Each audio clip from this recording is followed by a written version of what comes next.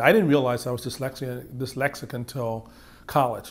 I went back to school for my graduate work and studying special education. That's when I realized that when I was reading about dyslexia, I'm like, oh, that's me. And so I went through a whole experience of my childhood, never knowing what that was. I think that back then they were not talking about dyslexia, and I had no idea what was going on. I just thought that I didn't figure out the trick. It was a thing that all the kids in my classroom figured out, and there was a few that I could see were struggling as well, but I didn't know what it was. I just figured that we didn't figure out the trick yet, and we're going to get it.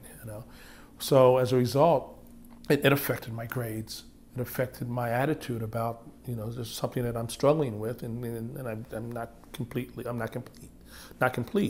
And so, but as a result of not being able to read aloud and things like that when we had read around, what I would do is I would go home and call the book to memory. And so when I would come back into school, I was not reading, I was actually reciting.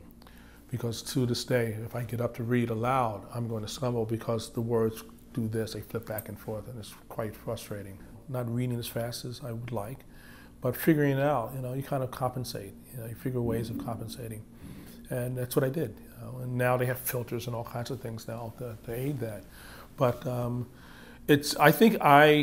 and if you look at a lot of creative people, a lot of them are dyslexic. I look at it as something that allows me to create, or for example, I'm able to recite many of my books. I can actually recite a book because I've been able to develop that ability to hold large pieces of information in my head and then recite.